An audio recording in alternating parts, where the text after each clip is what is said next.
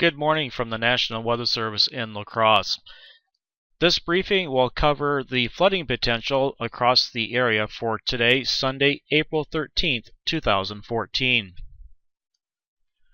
Currently, it looks like there is a threat for some heavy rain and the possibility of flooding from about 1 p.m. this afternoon through 1 a.m. Monday. 1 to about 2 inches of rain is possible with some locally higher amounts.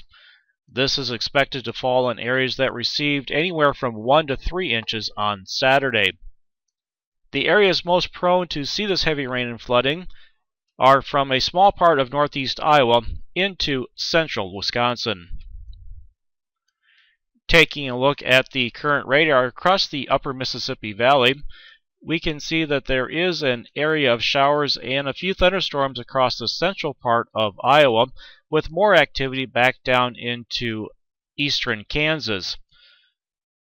This activity is expected to move northeast into the area as we proceed through the day. This rain will move into the area ahead of a storm system that will be coming out of the central Rockies and western Kansas and moving northeast toward the area through tonight and Monday. Looking at the current surface map, we find that there is a front that is pretty much stationary across southern Wisconsin and then extends back to the southwest across Iowa into the central part of Kansas. Looking ahead to about 1 o'clock this afternoon, we should see the rain starting to move back into the region from the southwest, while the front will remain stationary as the area of low pressure at the surface starts to move northeast across Kansas.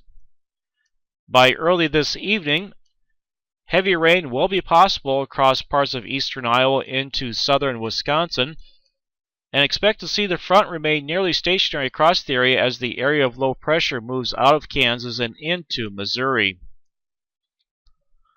Looking ahead to the overnight hours, the heaviest rain will begin to move out of the area as the front begins to move to the east as the area of low pressure moves off into Illinois. By early Monday morning, most of the rain will have moved off to the east of the area, and by late in the afternoon on Monday, all the precipitation will have ended as high pressure begins to build in from the north. Currently, flood watches are in effect from a small portion of northeast Iowa across the southwest sections of Wisconsin into the central and eastern parts of the state. Looking back at the rain that fell on Saturday, anywhere from 1 to 3 inches of rain fell across parts of northeast Iowa into southwest and central Wisconsin from the thunderstorms that moved across the area during the morning and again in the afternoon and evening hours. The rainfall forecast for today shows a band of anywhere from 1 to about 2.5 to 3 inches of rain will be possible from eastern Iowa into the northern parts of Illinois and southern Wisconsin.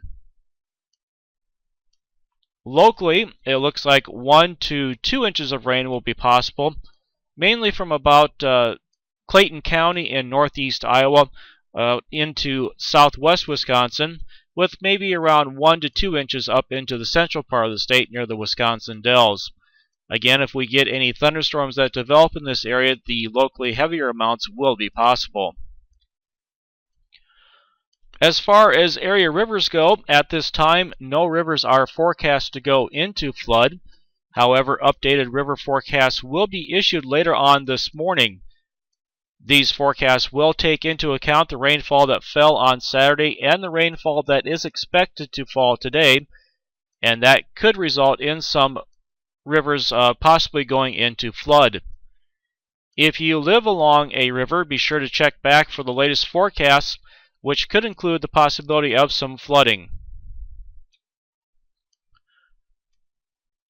So a brief roundup on what we are expecting here. From Clayton County in northeast Iowa into Grant, Crawford, and Richland counties in southwest Wisconsin, heavy rain with possible flooding is expected, and the confidence is pretty high in these areas that that's where the heaviest rain will be falling. Moving a little farther north into Vernon, Juneau, and Adams County in western and central Wisconsin, the confidence is only medium there, as some concerns as just how far north the heaviest rain will extend today.